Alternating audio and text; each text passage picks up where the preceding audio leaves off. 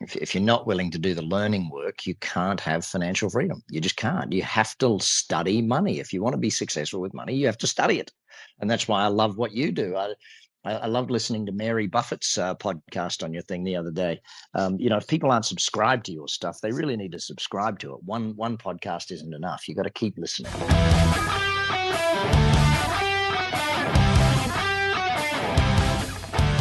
Welcome to Financially Free Podcast with your host, Nay Torres. One of the reasons Nay could retire when he was 25 years old is because he was coached by the best. And now, through this podcast, so can you. Hello, everybody. Welcome to the show. Today, I have the honor of interviewing Mary Buffett. How are you, Mary? I'm great. Thank you. Hey, before starting, I really wanted to thank you for your time. It's really a big honor. I started studying investing with your books, and I really appreciate it. And it comes to full circle now. Now I'm talking to you, and thank you so much for this opportunity. My pleasure, Nay, honestly. Thank you. Can we start for the listeners that maybe haven't read the books? Who is Mary Buffett?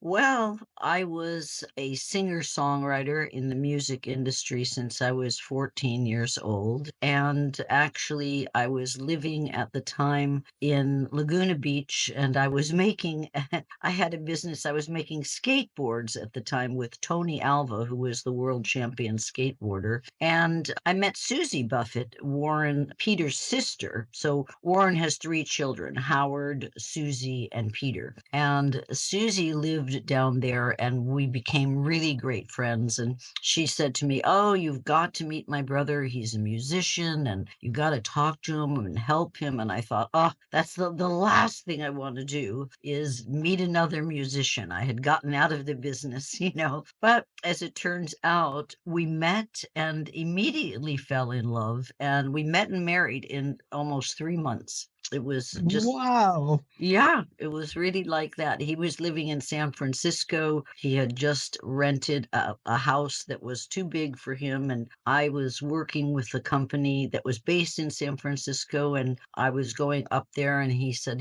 stay at my house. And I did. And I saw his studio, and we talked all about his business. And I said, you know what? I'll be your manager. I actually, you need help. So I moved up to San Francisco, and actually Susie Buffett, his mom, who had an apartment near us, I stayed at her place. And then shortly after, Peter asked me to marry him, and I said yes, and that was that. I cannot believe that. Well, I've never heard this story before. Yeah. And I really, at the time, I had grown up in California. Well, I was born in Chicago, but I really grew up in California. And I went to Beverly Hills High School. So at that time, the only thing I knew about his father was that he owned See's Candy and Blue Chip Stamps. I think maybe he hadn't owned Blue Chip. I think Charlie did. But, and I thought, great, free candy. Little did I know there was no free candy with Warren. But I had grown up around plenty of people whose parents were wealthy. But, I didn't see him as a millionaire. He didn't live like a millionaire. It was never really discussed. And I would love to take this opportunity for this interview to just address that, because I find that incredibly fascinating. You will believe that being around Warren, you start absorbing all this, just how to analyze businesses, pick up stocks. But turns out like Peter was not interested in that. Looks like none of his sons and daughter, it turned out they didn't like it. I mean, maybe they didn't even know what he was doing, right? Well, I think, no, Peter loved music, and that's what his mother, Susie, really, stood behind him. Howie, later wanted to learn more about the business. To be honest with you, I think Susie, little Susie, was probably the most qualified, but at the time, women really weren't thought of in the same way as taking over. But it's a pretty big shadow to walk in, to be honest with you. It would be very difficult to be, Warren's child and get into the same business that he was. Yes, I agree. He's considered the biggest investor in history, actually. No one's better. Yeah, 55 years of amazing returns. Nobody's done that. Could you tell us a couple stories? For example, I bet you have personal stories about the Nebraska Furniture Mart. He went and bought this huge furniture mart. How did did it look like? What happened then? How did you guys find out? I remember that because we went to Omaha several times a year for vacations and stayed at his house and so on. And the Nebraska Furniture Mart was a very successful, very large furniture store run by Rose Blumkin, who was a Jewish Russian immigrant who didn't read or write, but she certainly knew how to sell carpet. And what she would do she'd go to the suppliers and she would say, I'm going to buy all of your inventory, but you've got to give me a really great price. And then it would allow her to turn around and offer rugs and furniture and everything at really decent prices. And we just remember that people would drive from from Iowa, from different states, they'd drive to Omaha just to shop at the Nebraska Furniture Mart. And it was run by her family, her sons. It still is run by the family. And I think it was his birthday. And he went to the mart and met with Mrs. Blumkin and said, I want to buy the store. And she said, I think it was something like 65 million and not a penny less. And he's like, yes. And he shook hands on it, never looked at the books, understood the business was, really had a lock on everything, and went back and got her a check and made sure that the family was going to still run it because he doesn't want to change management. So that's how you lived it. Well, because that's what we know now. But back then, did you just know he wrote a check for $65 million and walked into the store? No, we never heard about the price. Later, of course, I found out. We just, knew that he bought it, and we were like, oh, great. It's just like one time he called me, and we were in San Francisco doing our music, and he called me, and he's like, "Whoa, Mary, nobody's getting in my business, so I thought I'd get in yours. I bought ABC," and I was like, "Oh, great. I'll tell Peter." And I got off the phone. I said, "Peter, your dad called and he bought ABC. I wonder what that is." And Peter and I were like, ABC. And then we just looked at each other and realized, does he mean the network? you know and that was really when people, of course, he bought it with Cap City's Tom Murphy, and that was really the first time people started to know who Warren was, because that was a pretty big, obvious purchase. There were only 3 networks still at that time. That was before cable really took off. So it's kind of a monopoly kind of economic. Yeah. How did you and Peter feel when you find out, oh, he bought the network?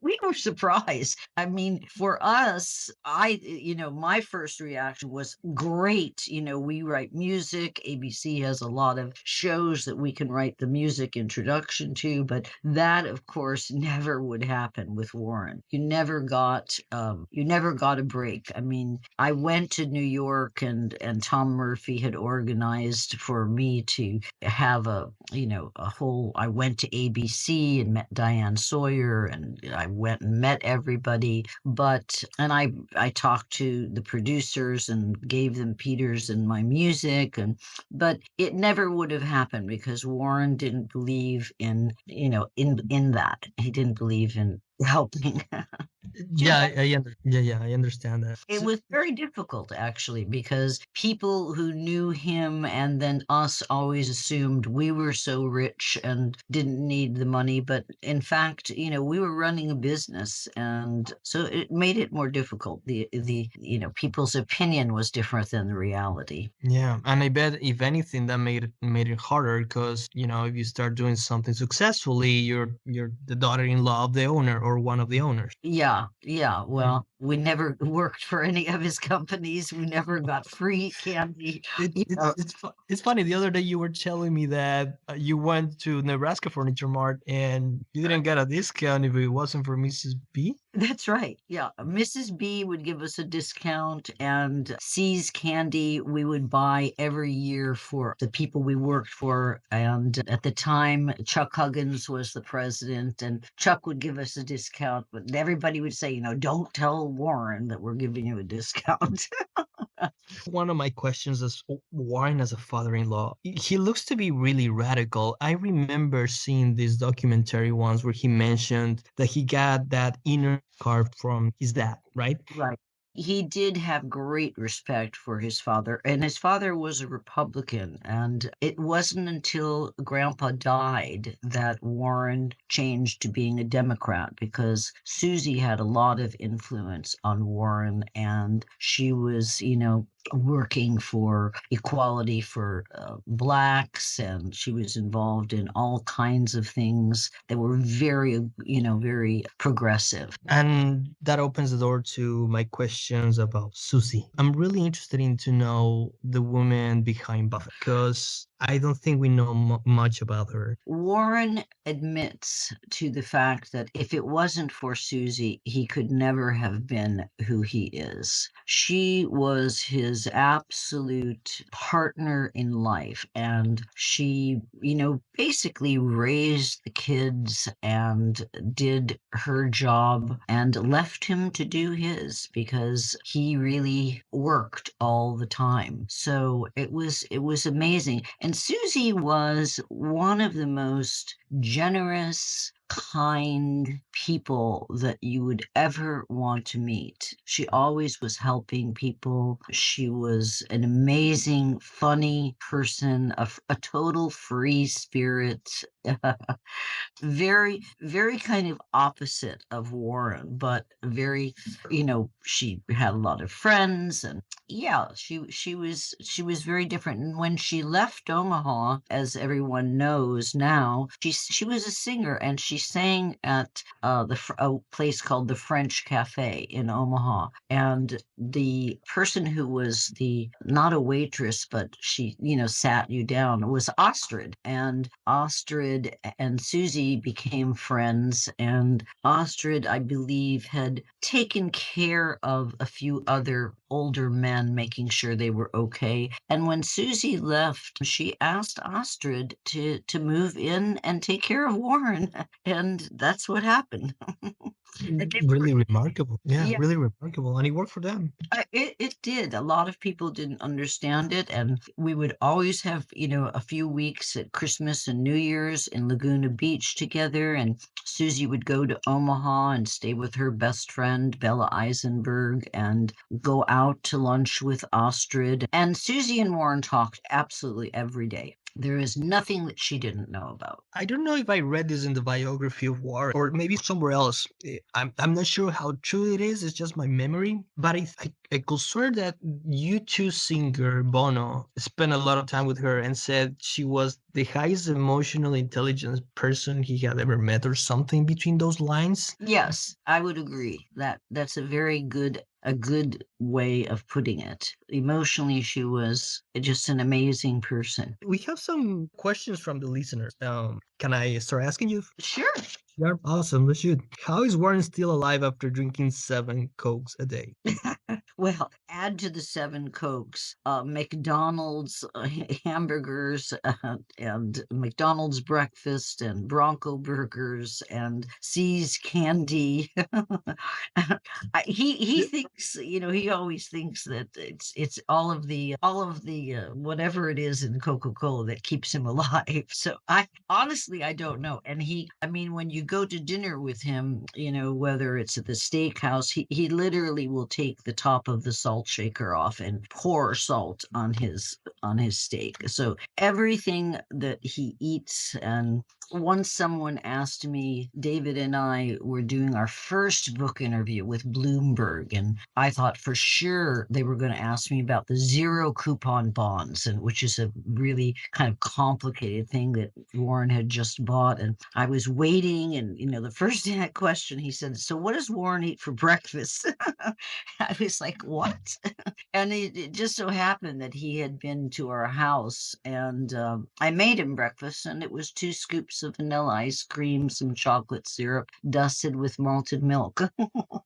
What? Are you? Wow. I didn't know it was that bad because I eat pretty bad. I love Coca-Cola and all of that. So I now have excuse to keep doing it. Thank you very much. Appreciate it. But breakfast ice cream, that's wow. Yeah, he's Uh, basically a child, a kid. He eats like a kid. yeah. I bet that's where he gets all his energy too, you know? A lot of sugar, just keep running around. Yeah, sugar and caffeine. Yeah. Zach, how do you think Warren worked all day in the attic for 6 years with his family downstairs? I asked for other investors like I do because it's very hard working at home, especially doing the kind of mental work he did and the kids downstairs running around. Is he able to just disconnect completely, or was it a big house?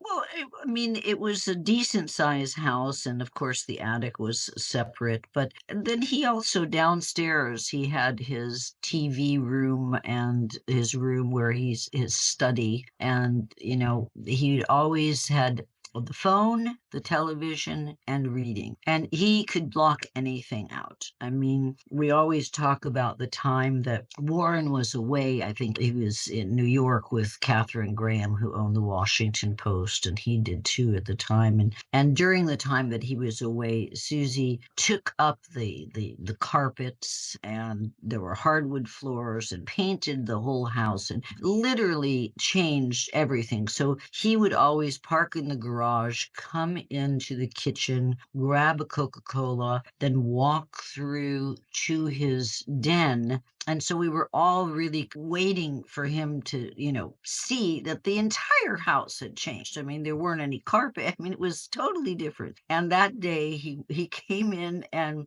did the same thing, went to his den, and we all kind of went in there and we're like, well, and he said, what? We're like, do you see anything different? I mean, and he's like, nope, we're like, the whole house has changed. It's a different color. There aren't any carpets. He absolutely didn't even have a clue. It wasn't, his mind was someplace else. But maybe he's just wired differently, obviously, right? Don't you think? Well, yeah, I mean, he's in his head, It's like another time he and Charlie Munger were in New York and they were walking down the street. They were talking, and Charlie realized he had to catch a flight, and he just went over and got a cab and left and didn't even say anything. And it wasn't but for another block or something that Warren realized, where's Charlie? So they're just in their head. And is Charlie like that? Did you have a chance to meet Charlie? Oh yeah, Charlie and his wife used to come down at Christmas time because they were in California, and Nancy, and we'd always have fun with them. And then they came to San Francisco, and Peter and I showed them the recording studio. He had a lot of fun in there, and yeah, Charlie is a great guy. He's not like you see him at meetings. He's not quite as tough. He's actually very sweet. But they hit it off. It's amazing how they're very logic. Yeah. Charlie is one of the smartest guys, and he was a great balance for Warren all those years. They both studied under Benjamin Graham, not at the same time. I think Charlie went there first, and then Warren went a year later. So yeah, they're a great complement. What else can I say? They've been together. Charlie, I mean, back in the day in the 60s, in 69, Warren realized that he saw a bubble in the market, and it reminded and it resembled the 29 market. And it basically stock prices, so-called at that time, the Nifty 50, so if you owned those Nifty 50 stocks, it was impossible to lose. But he noticed that they were so high, preposterously high, that it would be virtually impossible for those companies to earn enough in the future to justify their price. So in 1969, he sold all of them, and he went to cash, and Charlie stayed in the market. But Warren, he went all to cash, and he sat on that cash until 1973. So for years, he just, researched companies. And at 73, when the market tanked, he stepped in and bought companies at bargain basement prices. And Charlie lost a lot of money at that time. So it was after that in the 60s that Charlie really became more interested in what Warren was doing. You told once in an interview that you went downstairs on the basement where Warren kept a lot of the letters he had written, Yeah. and you had a chance to read them, and that you got a chance to see how he thinks. What did you find there? Oh goodness. They were letters to his early stockholders and family, and every year at Christmas time, that's when he wrote his annual report, his letter to the annual, and he had a lot of those. And what I learned just going through those letters were things like the characteristics that he looked for in companies. Like, for instance, the three characteristics I can think of were, companies that had been around a long time, because he knew that the product that they would sell would be the same 10 years from now. And that makes the earnings more predictable. So, for instance, Coca-Cola, Kraft Foods, Wells Fargo. Wells Fargo has been around since the horse and carriage days, for goodness sake. A lot of the companies are over 100 years old. So that was one thing. And the other thing was that he understood what the companies did. It wasn't likely that a company would have to morph into a completely different kind of business model in order to survive. An example would be Union Pacific, the railroads. They're railroads, not going to change. He loved railroads. And then the other example, I think, was that the company had to have some kind of monopoly, or it would be the low-cost producer in its category, like Nebraska Furniture Mart or Costco. And in terms of a monopoly, most people don't realize that Band-Aid is a registered name by Johnson & Johnson. And even if you don't buy the Johnson & Johnson Band-Aids, when somebody gets a cut or something, you'll say, can you get me a Band-Aid? You still call it a Band-Aid. And that really owns a piece of the consumer's mind. So those were the kinds of things I learned. And also Warren gave me The Intelligent Investor. He's like, oh, Mary, you should read this book, because he knew I was involved in business. For Christmas, I remember nobody knew what to get him, and I was just like, "Ay!" And then I realized, oh, I'll give him our business returns. I'll show him our balance sheet, and I put it in a nice little plastic cover. And oh my gosh, that was the best present he could ever have. So you read Intelligent Investor, you realized Warren was buying differently than Benjamin Graham used to. Right. Were you ever inclined to invest more like Benjamin Graham, or just stay with the big companies, more predictable? Yeah, I mean, Benjamin Graham had a wonderful, ideas about companies and evaluating them and so on. But he really didn't hold on to them for very long. Sometimes it would just be 2 years, and then he'd sell it at a profit, presumably. But it was Philip Fisher and other people that Warren studied, and that made him understand that the long term was really the thing. Okay, so you don't like, or you never tried nets or these dark, obscure stocks that nobody ever heard of. Basically, Benjamin Graham taught him that companies that had a durable competitive advantage over other companies were actually the first to recover after the Great Depression. And I think that was really useful in selecting the long-term prospects that Warren was buying, especially in 73 when he had all that cash.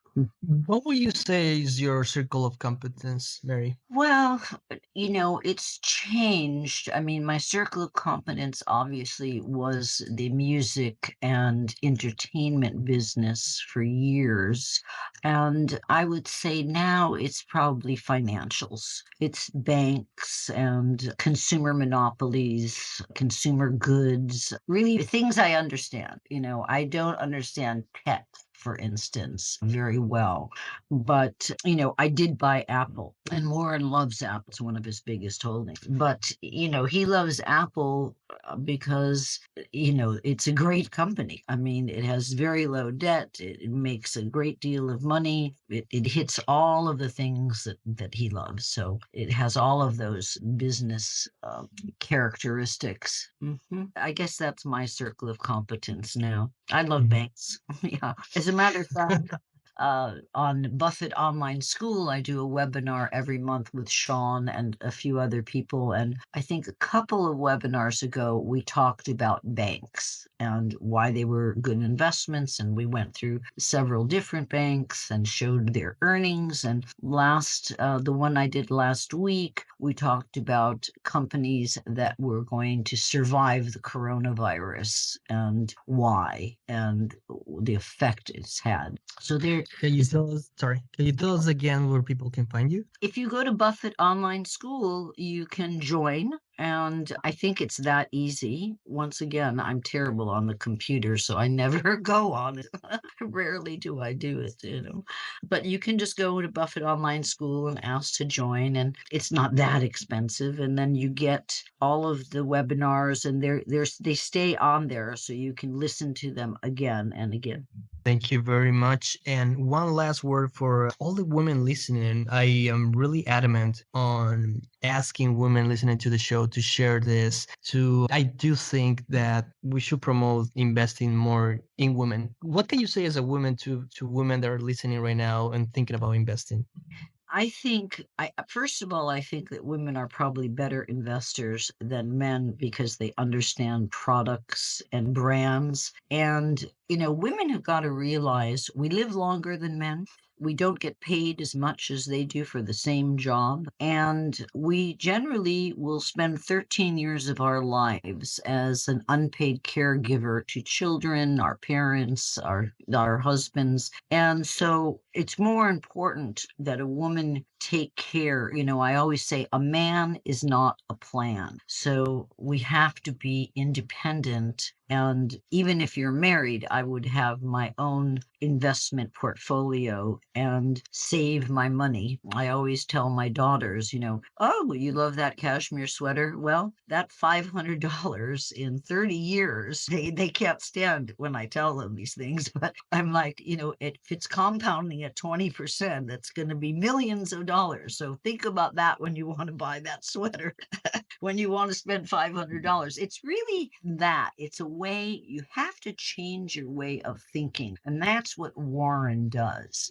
He thinks about money in a different way because when he knows, like I used to say, when he drove his old VW Beetle, people thought he was just really cheap, but he knew the $20,000 for a new car back then in 10 years, if he was compounding over 20%, would be worth, in 30 years, it would be worth $9.9 million. And that was just too much to pay for a car, So that's the way you have to change your thinking as a woman and teach your children at a young age that saving some money and earning some money, even if it's just cleaning up your room or small things, earning money and saving it and putting it away is a good thing. Thank you very much for your time, Mary. It's been a pleasure.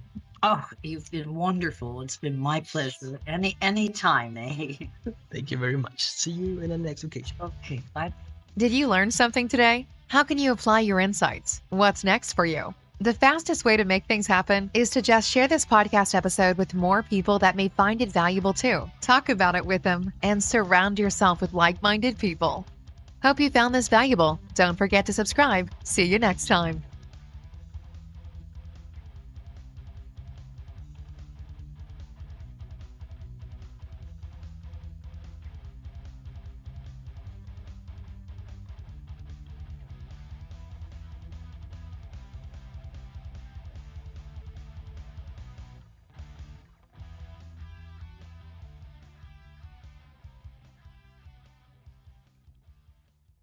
This podcast references opinions and is for information purposes only, not intended to be investment advice. Seek a duly licensed professional for investment advice.